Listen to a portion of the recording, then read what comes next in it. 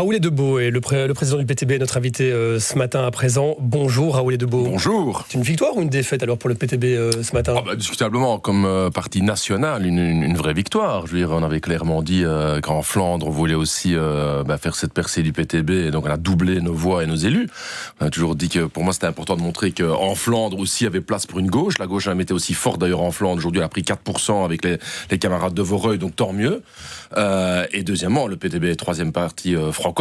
Il y a 2 sièges en moins au Parlement wallon. Oui, mais indiscutablement, on voit que la gauche, je veux dire, en Wallonie a encaissé. Je veux dire, les écolos, c'est vraiment une déroute. Le PS perd 3 à 4 points et le PTB résiste en fait le mieux dans les partis de gauche. Et pourquoi? Je vais le dire. Parce qu'on a pu mettre justement nos points de vue, nos programmes de gauche sur la table. Et je crois qu'un des problèmes qu'il y a eu, je pense que c'est une lecture politique à avoir, c'est que la fermeture de porte du PS et des écolos a fait une majorité avec le PTB, et la main tendue pendant toute la campagne, s'il y a bien un truc qui a été éclairé dans tous les débats, c'est que PS et écolo n'arrêtait pas de taper sur le PTB, mais en tendant la main aux engagés, que ça a profité aux engagés. Raoul Edebo, est-ce que vous n'avez pas fait gagner la droite, justement, en siphonnant la gauche? Ah ben non, justement le contraire. Le PTB est la seule gauche qui se maintient, justement. Vous allez pas faire la victoire à Georges-Louis Boucher? Ah ben justement le contraire. Je veux dire, le PTB est le parti qui se maintient le mieux. On le voit d'ailleurs à Bruxelles aussi. Il n'y a pas un lien, il n'y a pas des vases communicants, que du contraire. Moi, je pense que le PTB a montré qu'avec un vrai programme de gauche, en ne le reniant pas dans la campagne, parce que quand Paul Magnette a commencé à dire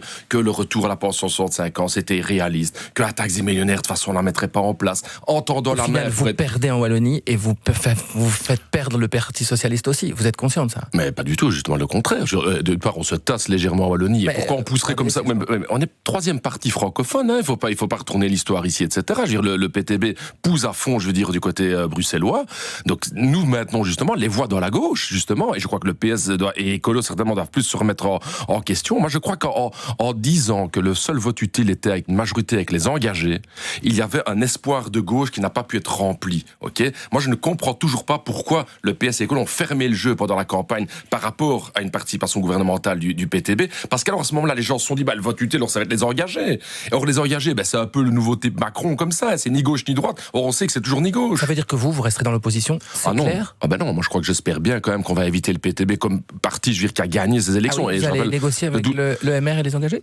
En tout cas, moi j'ai toujours dit qu'il n'y aurait pas de compatibilité avec le programme du MR. Les engagés, moi j'ai toujours dit, je pouvais être ouvert, c'était pour faire un programme social. Moi ça me paraît clair de ce côté-là. Moi j'ai pas d'exclusive en la matière. Et fédéralement, on est passé de 12 à 15 élus. Donc on est un des groupes les plus importants au Parlement fédéral. Et je pense que tous les partis seront nécessaires. Donc j'espère bien qu'on sera évité. Mais je vous concède que pendant la campagne, ce n'est pas que beaucoup de partis avaient ouvert la porte. Analysons une séquence de fin de campagne qui a marqué les esprits. Un débat et des phrases chocs entre Pierre-Yves Géolet et votre député au fédéral bruxellois, Nabil Boukili. Au final, Pierre-Yves Géolet fait un carton en région bruxelloise et Nabil Boukili également à Bruxelles. C'est le premier score justement bruxellois pour la Chambre. Ça a polarisé cette séquence et fait c'est clair que le MR a pris effectivement une option pour polariser l'opinion publique, notamment avec la sortie raciste de Géolet, de vouloir polariser l'opinion publique de cette manière-là. Et tout le monde a gagné, entre guillemets.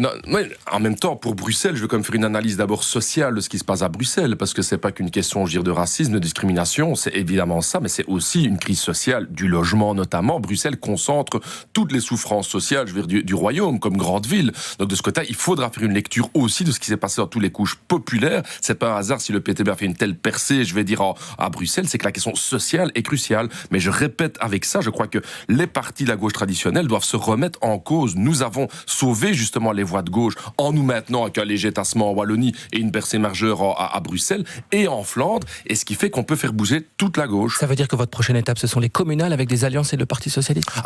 La première chose d'abord, c'est que les gens doivent voter et qu'on doit faire un bon score, mais c'est clair qu'au niveau communal, nous pourrons, je pense, forcer la rentrée dans des majorités, certainement si le PS perd sa majorité absolue, et j'espère bien que dans des communes bruxelloises, dans des communes wallonnes et flamandes, on pourra faire effectivement des coalitions qui permettront au PTB de montrer dans la pratique, comme il a fait à Zelzate pendant 5 ans, une commune en Flandre, dans la pratique que nous pouvons prendre nos responsabilités dans les exécutifs. Zelzate, la seule commune justement où le PTB-PVDA gouverne. Le PTB qui a donc les invitations à négocier. On attend ferme. Raoul Edebo, le président du PTB. Merci à vous.